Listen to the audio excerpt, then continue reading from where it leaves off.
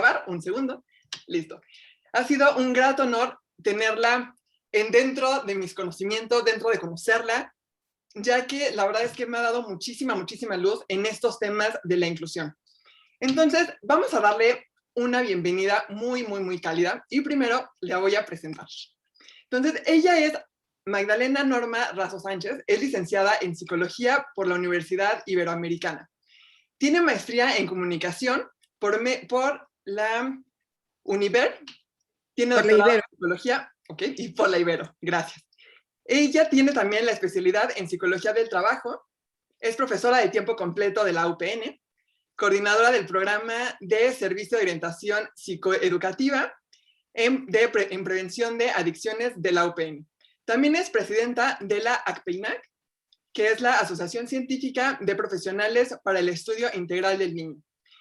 Desde el 2019, hasta actualmente. Ella es todo un grandioso ser humano, es investigadora, también está dentro de la Federación Mexicana de la Salud Mental, es expresidenta, y bueno, tiene todo un sinfín de conocimientos, de los cuales nos va a estar dando un poquito de luz en estos saberes que tiene que ver con la parte inclusiva, sobre todo en la parte de la inclusión social y educativa, que bueno, es un tema que nos atañe a todos. Pues, profesora Norma, el micrófono es todo suyo. Muchísimas gracias. Muchas gracias, Paulina, por la invitación. Pues estamos ahora para hablar precisamente sobre lo que es la educación inclusiva y el modelo que busca atender las necesidades de aprendizaje de todos los niños, niñas y jóvenes, así como de adultos, con especial énfasis en aquellos que son vulnerables a la marginalidad y a la exclusión social. La UNESCO menciona que la educación inclusiva significa que todos los niños y todos los jóvenes con discapacidad o dificultades de aprendizaje estén juntos en las diversas instituciones educativas regulares. Esto quiere decir preescolar, primaria, secundaria, preparatoria, licenciatura, maestría, doctorado, o sea, a todos los niveles. Y para ello se requiere de cambios en la aproximación a las diversas características de los estudiantes y en las prácticas educativas, sobre todo el repensar en lo que son actitudes fundamentales acerca de la educación y de la educación de aquellos estudiantes que han sido excluidos o marginados por diferentes causas. Pues la tarea central, como ven, de la inclusión es que se aumente el aprendizaje y la participación de los estudiantes y que se minimicen las barreras para que puedan aprender y participar. Desde la escuela se debe dar un cambio en la cultura, sobre todo en cuanto a valores, en cuanto a actitudes, accesibilidad, las políticas educativas y pues el ser incluido no solamente se debe dar en las escuelas, sino también en la sociedad. Por eso quise ponerle este título a la plática y que a estas personas se les incluya en el mercado laboral competitivo. Pero esta inclusión educativa y social, ya sea para que sea exitosa, pues debemos contar con el apoyo del gobierno, con el apoyo de las autoridades escolares, y esto implica dar capacitación al personal docente, por ejemplo, con lenguaje de señas, entre otras cosas, y que existan instalaciones adecuadas y que haya un ambiente propicio, lo cual va a significar que puedan identificar y tratar de resolver las dificultades que se presentan en las escuelas. Por ejemplo, hay una diferencia entre las limitaciones de las funciones físicas, intelectuales o sensoriales. En las discapacidades se da una discriminación en cuanto a las actitudes, a las acciones, a la cultura, las políticas y las prácticas institucionales con esas deficiencias. En cuanto al dolor o a enfermedades crónicas. Por eso se dice que en la inclusión educativa se debe de involucrar y aumentar la participación de los estudiantes para que se reduzcan las formas de cómo son excluidos desde la cultura, el currículo y la comunidad. Eh, Debe de haber cultura, las políticas y la práctica en las escuelas para que se puedan atender adecuadamente a la diversidad de los alumnos en su localidad. Esto significa que debemos incluir en el aprendizaje y participación a estos alumnos vulnerables y no dejarse llevar por la presión excluyente, no solo a los que tienen necesidades educativas especiales, porque aquí lo que vemos generalmente es que no existen tales condiciones ni en las escuelas públicas ni en las escuelas privadas. Esto significa que pues son muy pocas las escuelas que piensan en personas, por ejemplo, que están con muletas, con sillas de ruedas, que tienen un problema de audición, que tienen un problema de ser invidentes. Yo, como ya lo mencionó Paulina, entre otras cosas, trabajo de tiempo completo en la Universidad Pedagógica Nacional desde hace ya muchas décadas. Y bueno, ahí tienen una biblioteca, tenemos una biblioteca donde hay una parte especial para personas invidentes. Existen computadoras con teclado en braille. Yo tardé muchos años, hasta hace como unos 15 años que tuve un alumno invidente, me pude enterar que existían este tipo de recursos a raíz de que pues yo les pedía que hicieran una exposición en PowerPoint, de alguna manera. Y en el caso de él, pues cuando fue el principio del semestre, le dije, oye, mira, tú pues mejor lo sustituimos por otra cosa. Me dijo, no, maestra, yo la hago igual que ustedes. Inclusive él se encargó de conseguir la sala de audiovisual de la biblioteca y por él me enteré que habría computadora con teclado en braille en la universidad, a pesar de que yo ya tengo pues más de 35 años ahí en UPN. Entonces, muchas veces la misma institución en la que uno trabaja o estudian, por ejemplo, los alumnos tampoco conocen con qué recursos se cuenta, o sea, em, qué hay para ese tipo de personas, ¿no? Este, por ejemplo, también hay algunas maestras que saben el lenguaje de señas, sin embargo, pues es algo que hemos tenido alumnos que no pueden escuchar y tienen que ir acompañadas de otra persona. Entonces, ¿por qué? Pues porque no todos los maestros sabemos lenguaje de señas ni sus compañeros.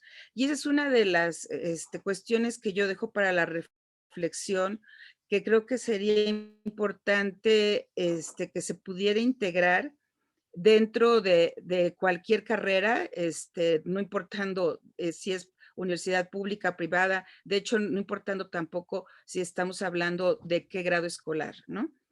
Eh, Otra de las cosas es el decir que vamos a incluir en el aprendizaje y participación a estos alumnos vulnerables, pues vemos generalmente, como les decía yo, que no existen condiciones en las escuelas. Hay muy pocas escuelas. Está, por ejemplo, el programa que tiene el Centro Universitario México, que es una preparatoria particular, el CUM, para los alumnos Shalom, que son muchachos que tienen problemas de síndrome de Down. Entonces, pero por ejemplo, en la pedagógica se pusieron apenas hace como unos 10 años, se construyeron rampas mal diseñadas, mal construidas, y que pues una persona con silla de ruedas puede tener incluso llegar a tener un accidente porque no están correctamente estructuradas, ¿no? Esa es una de las cuestiones. El acceso por el elevador limita ciertas áreas de la universidad. Entonces, pues en lo personal yo tuve un par de accidentes, y tuve que ir a la universidad en una ocasión en muletas, con un pie fracturado, ¿no?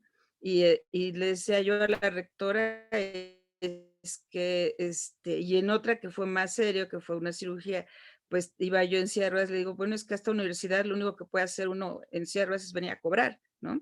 Entonces, y como alumno, porque, y aún así era un problema, ¿no? Ahora ya las rampas, a pesar de que están mal diseñadas, pues nos dan un poquito más de movilidad, pero aún así, sí es una realidad que no se contempla.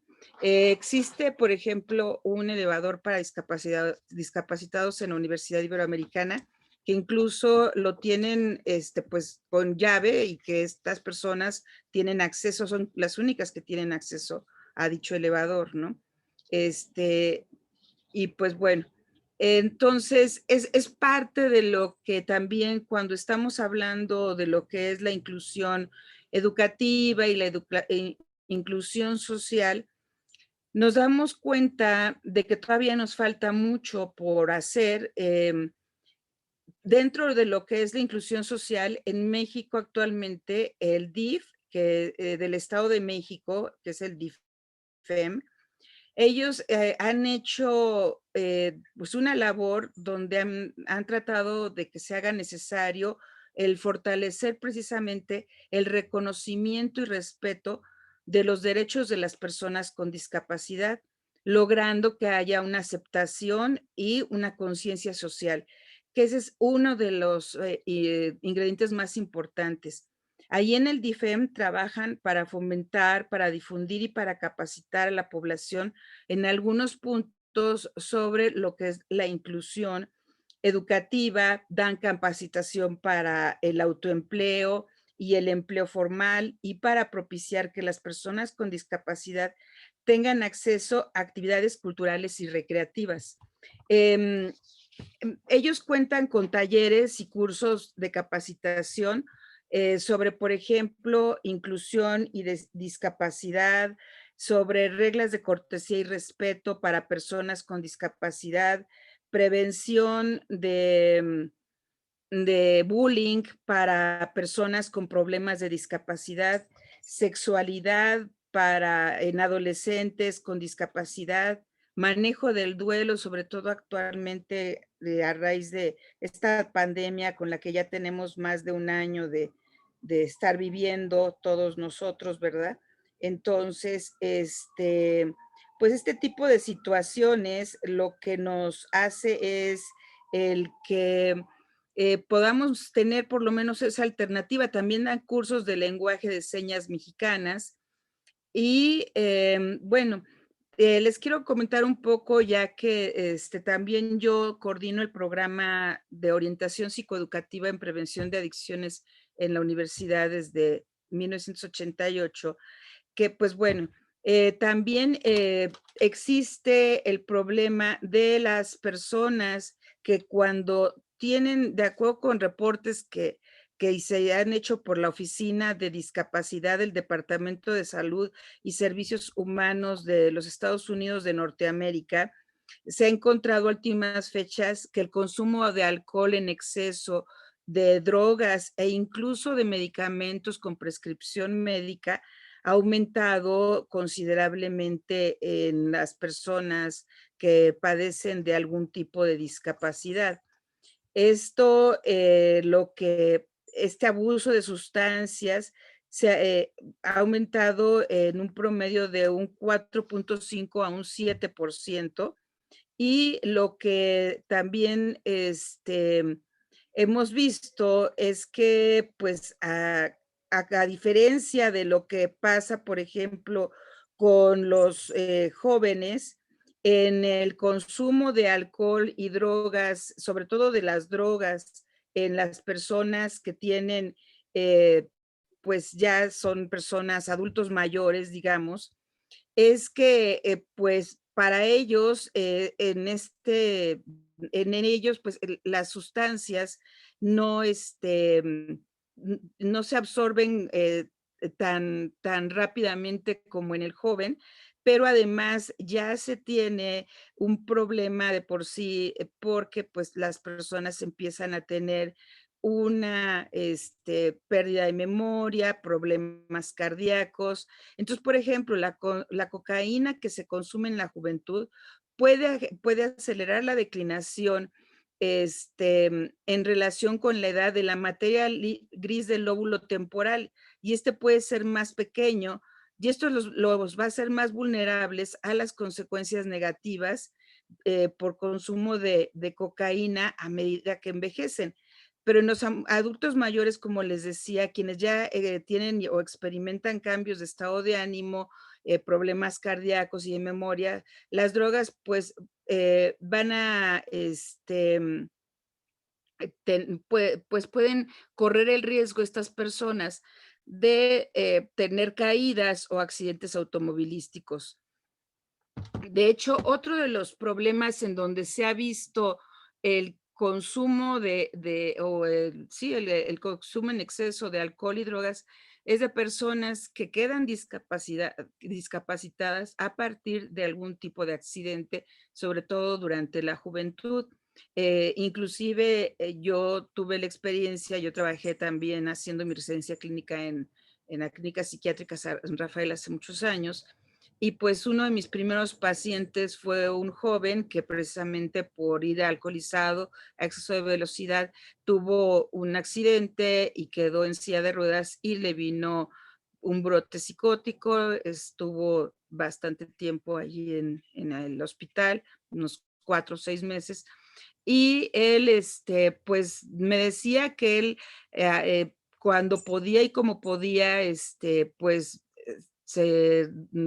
fumaba marihuana porque a veces le pedían los familiares que pudiera salir el fin de semana, cuestiones por ese tipo, y él me decía que porque pues él no soportaba el poder vivirse como una persona discapacitada, justamente por esta falta eh, de conocimiento, de sensibilización hacia la población que existe, ¿no? Esto pues bueno, ya fue hace muchas décadas, pero desgraciadamente todavía sigue siendo vigente en el aquí y ahora, que de pronto pues hay personas que cambian su forma de ser, se sienten que van a ser rechazados. Ahorita me acordé de una película que salía de Luis Miguel, donde en un accidente que él tiene en moto, siendo un chico de 12 años, él pierde una pierna porque tenía un tumor y entonces pues no quería ir a la escuela porque decía que se iban a burlar de él, que ya nunca iba a poder jugar fútbol.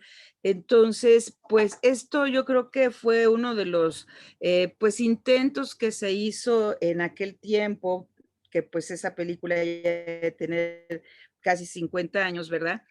O 40 por lo menos, en donde pues se trataba de hacer sensibilizar a la gente, a los jóvenes sobre todo, de que las personas siguen igual, o sea, tienen sus facultades. Ahora, aún, por ejemplo, las personas con discapacidad también, lo que pasa es que es de 2 a 4 veces más alta la tasa de prevalencia de consumo de alcohol y drogas en dicha población que en población normal. Nada más para que se den una idea. Esto también se ha visto que se ha encontrado de las personas que, dependiendo también el tipo de discapacidad que tengan, ya sea si es sordera, artritis, esclerosis múltiple, inclusive se vio que, por ejemplo, cuando son personas que han tenido una lesión en la médula espinal, también son de los que más llegan a consumir alcohol en exceso y drogas. Igual que también muchas personas de la tercera edad que aunque no este, acostumbraran tener un consumo excesivo de alcohol y drogas, al verse discapacitados, al verse en una silla de ruedas a raíz de una fractura de cadera o de algún deterioro por la edad, donde ya no se pueden valer por sí mismos, empiezan a volverse también farmacodependientes, o sea, pues toman más medicamentos de los que son prescritos, constantemente están pidiéndole antidepresivos al médico. Si a eso le sumamos el que luego se les olvida si se tomaron o no un medicamento, entonces todo esto pues nos va a aumentar el riesgo de una persona que ya tiene una discapacidad de por sí y además está consumiendo alcohol o algún tipo de sustancia o de fármaco en exceso. ¿Qué podemos hacer o cómo podemos darnos a la tarea de trabajar en este sentido? En primer lugar, pues obviamente lo importante es el poder estar al pendiente porque muchas veces, ¿por qué recurren estas personas al consumo de alcohol y drogas, las personas con discapacidad? Porque se sienten solas, se sienten abandonadas física y o emocionalmente, se sienten desplazadas, se sienten rechazadas, se sienten señaladas. Entonces, ese sentimiento de incomprensión, de abandono, de soledad, los orilla a que, pues, consuman alcohol en exceso y drogas. Ahora, en la pandemia ha sido más marcado, porque además existe también el maltrato hacia la gente con discapacidad, de lo que, pues, a veces no se habla tan bien, ¿no? Estamos hablando ahorita del tema de la inclusión, pero ¿cómo vamos a tener una inclusión social o educativa si no tenemos lo primero que es empatía, la capacidad de ponernos en los zapatos de la otra persona? Recuerdo que en la universidad, este nuevo plan de estudios que están llevando en la actualidad en psicología educativa contempla la materia de educación inclusiva, que es una de las materias que yo doy ahí en la universidad, y que, pues bueno, se cursa en el sexto semestre y después la continuación, que es educación inclusiva laboral, se da en octavo semestre.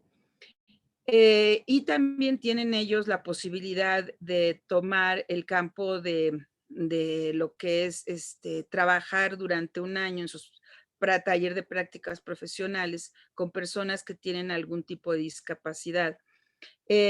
Hay, por ejemplo, pues en Patriotismo 201 en la Ciudad de México, un lugar donde está trabajándose con también inclusión educativa. ¿Existe alguna otra fundación que también han ayudado? La doctora Alicia de la Peña, en los 90 tuve oportunidad de conocerla porque estaba yo exactamente como presidenta de la Federación Mexicana de Salud Mental, y ella es actualmente la coordinadora de inclusión educativa y la directora de un colegio que se llama Celtic en Las Águilas. Pero cuando yo la conocí, ella empezó a trabajar en una casa adaptada de 2 pisos en la colonia Moderna, con muy pocos recursos, y poco a poco fue consiguiendo recursos para trabajar precisamente haciendo una labor de inclusión laboral con personas que tenían retraso mental, síndrome de Down, diferentes tipos de discapacidad. Entonces, en ese sentido, ella, cuando yo la invito posteriormente para otra clase que daba yo en la Universidad Iberoamericana, en la carrera de psicología, veo que ya se había cambiado a otra zona, en un lugar mucho más espacioso, mucho más, pues, con más recursos, ¿no? Ya tenían inclusive una cocina industrial y pues eran alumnos a su vez y después ya salían capacitados para poder trabajar.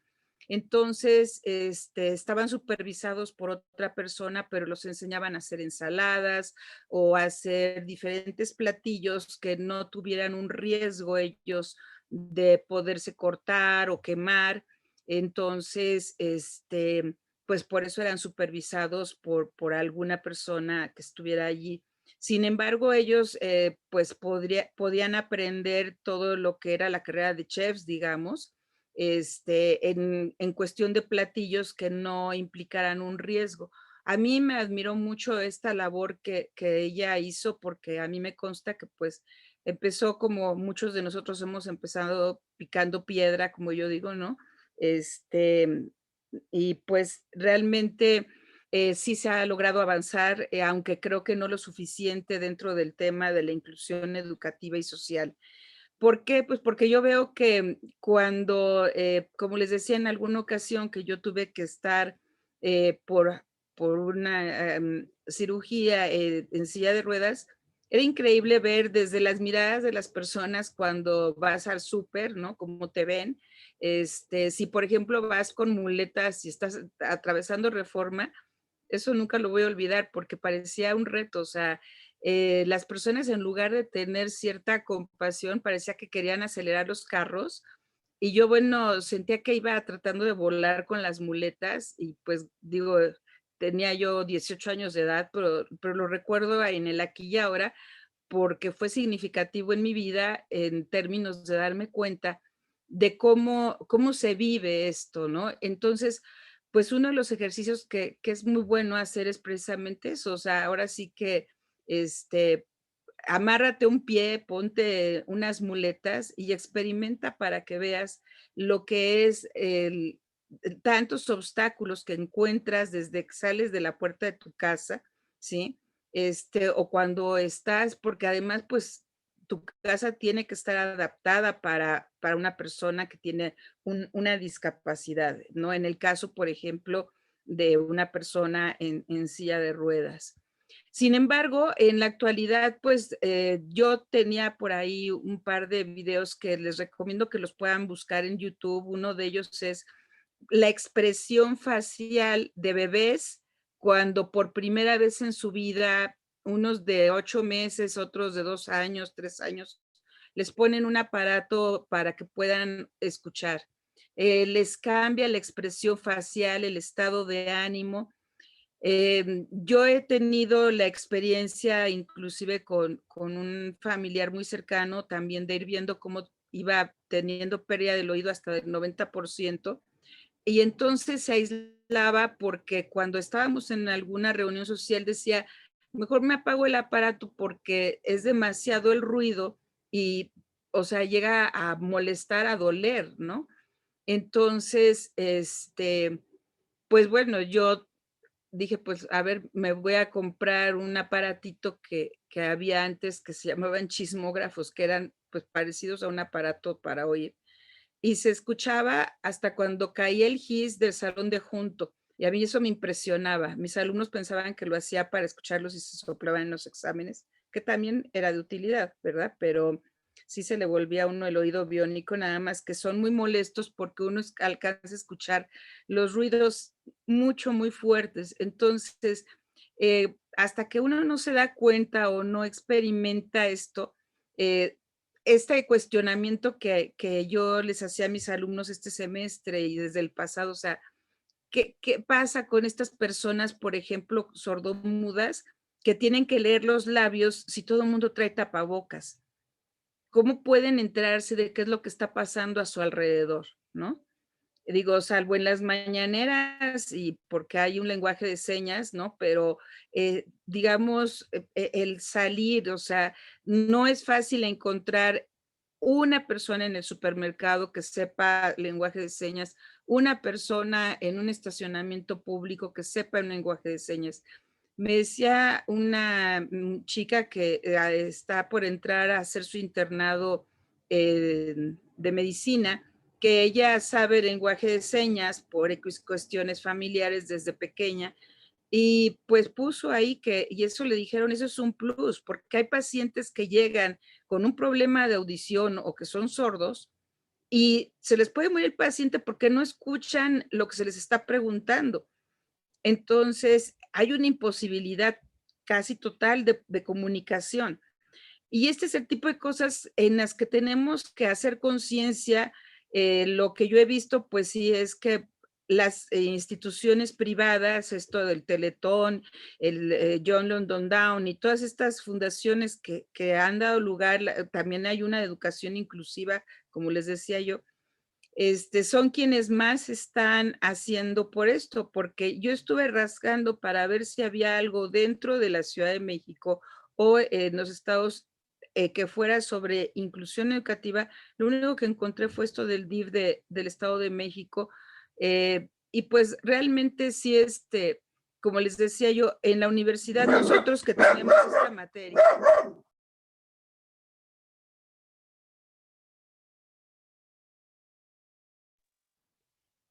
pues es importante que podamos nosotros tener conciencia. A veces no nos damos cuenta de qué le puede pasar a una persona si le hace falta una mano, por ejemplo, ¿no? claro, desarrollan una habilidad a veces impresionante, pero muchas veces puede también ser muy patético, sobre todo al principio, cuando es por un accidente, si le ponen enfrente simplemente un bistec, ¿cómo lo va a partir, no? Si no puede porque no tiene un brazo, ¿no? O tiene el brazo enyesado. Son cuestiones que a lo mejor suenan muy simples, pero es un ensayo o una forma de poder empatizar en cómo las personas que tienen algún tipo de discapacidad viven esta exclusión social más allá que de inclusión social. Inclusive, pues hay hasta personas que se suben al metro, ven que hay una silla para personas con discapacidad y se sientan. Y entonces pueden ser chicas jóvenes y si llega una persona con discapacidad se hacen los dormidos para no cederle el asiento, o una mujer embarazada o una persona de la tercera edad que además trae bastón, qué sé yo, ¿no? Entonces, sí se ha intentado, o sea, se ha hecho algo en cuanto a tener zonas de asientos, tanto en el Metrobús como en el metro, las rampas para discapacitados, las multas para las personas que se estacionan en los lugares de las personas con discapacidad, porque tienen prisa y entonces llegan y rápido, pues ya encontré el lugar, porque ahí el de discapacitado está desocupado, cuando no se ponen a pensar si realmente va a llegar una persona que sí lo requiere, que sí necesita el espacio para poderse bajar con la silla de ruedas y maniobrar. Entonces, es también crear conciencia en cada uno de nosotros. No, o sea, todo esto que yo les comento sí sería excelente que el gobierno y que todo esto, pero hay que empezar por uno mismo. Yo estoy convencida de que pues toda esta corriente humanista dentro de la psicología de Maslow, de Rogers, de Lawrence, donde nos hablan de todo este desarrollo de potencial que tenemos los seres humanos, es rebasa cualquier cosa y demuestra también, les iba a poner ese video justo del anuncio de de las Olimpiadas para personas con discapacidad, que dio la vuelta al mundo, ¿no? Cómo son personas que a pesar de tener una discapacidad pueden ganar un maratón, pueden ganar un salto de altura con sus prótesis, porque no se rinden, ¿sí? Y esto es lo que nos muestra la fortaleza emocional de un ser humano. Obviamente, pues por dónde se empieza, por el primer núcleo social con el que se vincula el ser humano, que es la familia. Posteriormente, la escuela y la comunidad. Y lo ideal, como diría un doctor en pedagogía de España, el doctor Armando Vega, de la Universidad del País Vasco, si no hacemos así como círculos, digamos, olímpicos de engarzar escuela, familia y comunidad, va a ser incompleta también la labor que estemos tratando de hacer en el tema de inclusión educativa y social, porque no podemos excluir la una de la otra, ¿sí? Si, por ejemplo, la mamá o los papás vienen de una zona marginada, donde todavía existe la creencia que si el muchacho tiene una deficiencia mental, pues lo tienen encerrado, encadenado, muchas veces le dan de comer en dos platos como perrito, en uno le ponen agua y en el otro le ponen comida, le ponen pañal aunque ya tenga 14, 16 años. Esto que yo les comento es un caso real que una paciente me platicó que tenía a su cuñado ahí porque no lo querían sacar de la casa y su cuñado ya tenía 17 años. Desgraciadamente, como lo tuvieron bastante tiempo así, porque pues en cuanto yo me enteré, pues los pude vincular con una institución, nada más que él ya tenía, pues estaba muy deteriorado su organismo y falleció al poco tiempo, pero ella me decía, es que es una crueldad. Ella entró a estudiar psicología y ahí fue donde se empezó a ser consciente de las cosas, pero la familia, desgraciadamente, su familia política, pues tenían otra idea. Entonces, pues realmente sí, esto que les digo pasó hace máximo 5 años Em, en la actualidad les digo, también no hay mucho que las escuelas públicas estén haciendo como labor dentro de la pandemia. Yo estoy viendo ahorita 3 niños con distintos problemas, que algunos son emocionales y otros tienen problemas emocionales y parte de aprendizaje. ¿Por qué?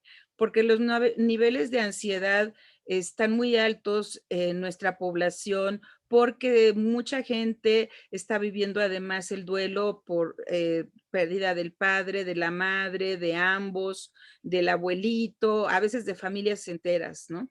Entonces, a eso súmenle que, por ejemplo, me decía una mamá, es que mi niño va en escuela de gobierno, yo tengo 3 hijos, pero este niño, pues, me ha costado más trabajo, es el de en medio, tiene 8 años, no sabe leer ni escribir y va en segundo de primaria y lleva 10 en sus calificaciones. Entonces yo me quedo pensando, y si el niño tiene un lento aprendizaje, he estado trabajando con él, la mamá está contenta a pesar de que todo es virtual por Zoom, pero es ahora sí que tener mucha paciencia. ¿Y dónde nos damos cuenta de parte del abandono que tiene, por ejemplo, este pacientito? Cuando le empiezo a hacer su historia clínica, me dice la mamá que va en tercero de primaria, cuando yo tengo la primera consulta con el niño, me dice que él va en segundo de primaria, entonces le dije, señora, tengo una confusión, ¿su hijo va en segundo o en tercero? Porque usted me dijo que iba en tercero y él dice que va en segundo. Ah, no, sí, sí, entonces sí va en segundo. Entonces ya desde ahí, bueno, me da un parámetro, ¿no? Hace un par de sesiones también, pues le dije, oye, ya tienes las uñas más largas que yo, entonces, pues yo creo que sí, dile a tu mamá que te corte las uñas. Sí, ¿verdad? Yo ya se lo he dicho, pero no me hace caso. Entonces, la cuestión de las personas de tratar de, o más bien de trabajar en el tema de la inclusión educativa y social, hay todo un campo por delante, hay toda una serie de trabajos que se pueden hacer, de tesis, de investigaciones, pero sobre todo, les digo, la labor debe de empezar por uno mismo, ¿sí? Por concientizarnos a nosotros mismos, hacer ese ejercicio que les comento, ¿no? De taparse los ojos y empezar a caminar por la casa con los ojos vendados o de ponerse unos audífonos de no escuchar nada, ¿sí? Y darse cuenta del peligro tan grande que corren. Recuerdo ahorita una persona que estaba quemando su casa, o sea, es una casa bueno, son 3 casas supuestamente de 3 pisos. Él vive en la planta baja, en el primer piso su papá y en el segundo piso su hermana casada, y él estaba con audífonos escuchando música, y entonces estaba pues viendo, jugando Xbox, entonces no veía el celular ni lo escuchaba, y pues el papá le hablaba, ya hasta habían hablado a los bomberos porque se estaba quemando, entonces hasta que tuvo que bajar su papá y sangolotearlo porque pues no escuchaba nada porque traía los audífonos. Entonces imagínense esto en el caso de una persona con una sordera, o sea, pues si la persona no tiene a alguien cerca de ella que la puede estar monitoreando, le puede costar la vida, ¿sí? Porque no se entera de lo que está pasando, está totalmente incomunicada, ¿no? O sea, el papá le jaló, le arrancó los audífonos, le dije, se está quemando la casa de tu hermana, ya vienen los bomberos, hay que salirnos, ¿no? Entonces, ese es el tipo de experiencias que pues yo las comparo con las personas que tienen algún tipo de discapacidad porque les vuelvo a repetir, esto les puede costar la vida, ¿no? Entonces, sí es muy importante que tomemos conciencia, como les decía yo, porque me meto un poco ya para finalizar la plática de hoy, porque me quedan 4 minutos según me programaron. Pues darles esta reflexión en cuanto a eh, pues esta pirámides de necesidades básicas que hablaba Maslow hasta llegar a la autorrealización pero también compararla con todo este desarrollo de este potencial que habla, ¿no? Que él dice, nosotros, o Rogers, por ejemplo, dice, para mí no son pacientes, son clientes. Yo soy un facilitador del aprendizaje, no soy un maestro. El alumno va a su ritmo, ¿sí? Y esto es muy importante, sobre todo cuando queremos trabajar el tema de la inclusión educativa y social. Pues yo les agradezco mucho de antemano. Por mí yo seguiría, pero tengo que respetar los tiempos. Y además, pues bueno, les invito a que se metan a las redes que tenemos, el Facebook de APEINAC Oficial, y tenemos también el Facebook de Tacha las Adicciones, tenemos también el blog de Tacha las Adicciones, el Twitter y el Instagram. Entonces, son dos de las redes que manejamos. La de APEINAC es oficial, pues desde la Asociación Científica de Profesionales para el Estudio Integral del Niño, donde también trabajamos talleres de escuela para padres y con cualquier tipo de niños. Estamos afiliados a la CONAPEME, que es la Confederación Nacional de Pediatría, y con la FIEP, que es la Federación Internacional de Escuela para Padres, que tiene su sede en Francia. Les comento todo esto porque son cuestiones muy importantes para que ustedes se puedan ir abriendo un panorama también sobre el prevenir el maltrato, ¿no? El tener empatía nos ayuda también a tener un vínculo, la comunicación con esta persona, ¿sí? Pues les agradezco de antemano y les repito nuevamente nuestro Facebook de APEINAC Oficial y el de Tacha las Adicciones. Ahí tenemos en Tacha las Adicciones, empezamos por un blog que está cumpliendo 10 años, ahorita en mayo cumplió 10 años, tenemos más de 50,000 seguidores ahí, y pues bueno, estamos también, la PEGNAC es una asociación que se fundó a finales de los 70 por la doctora Yolanda Martínez y Aguilar, que también fue coordinadora del posgrado en psicología de la UNAM y que pues ahora ya está jubilada. Pero realmente sí, pues nosotros intentamos hacer una labor con respecto también a todo este tipo de inclusión educativa y social. Estoy a sus órdenes y muchas gracias. Gracias, Paulina, por la invitación. Muchísimas gracias, profesora Norma. Ha sido todo un gusto, en verdad, estar con ustedes el día de hoy en esta conferencia con nuestra ponente. He visto que no hay dudas por el momento ni nada de esto, pero las pueden hacer llegar también por medio del correo electrónico o de la página.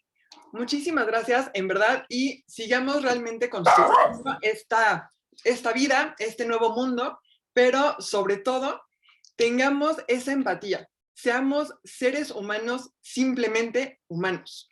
No nos pongamos etiquetas, quitémonos esas etiquetas y realmente empecémonos a ver como lo que somos. Son solamente humanos o simplemente humanos. Pues muchísimas gracias. Los estamos esperando en las diferentes conferencias, en los diferentes foros que van a estar a lo largo de estos días. Y pues ha sido un verdadero gusto estar con ustedes el día de hoy. Muchísimas gracias. Gracias a ti por la invitación y gracias a los que están en la audiencia. Y pues a ver si hay preguntas y si no me despido. Por el momento no tenemos ninguna, solamente corazoncitos y las gracias. Ok, bueno, pues gracias, gracias, y hay que seguir con esta labor tan importante. Como tú dices, primero que nada, de hecho, había un grupo que hizo la doctora Alicia La Peña que decía, somos personas primero, y era de puras personas con algún tipo de discapacidad. Y yo creo que esa es una frase que aplica en el aquí y ahora, somos personas primero, sobre todo para la inclusión educativa y social. Gracias. Muchísimas gracias y muy bonita tarde. Hasta luego. Igualmente. Bye. Gracias.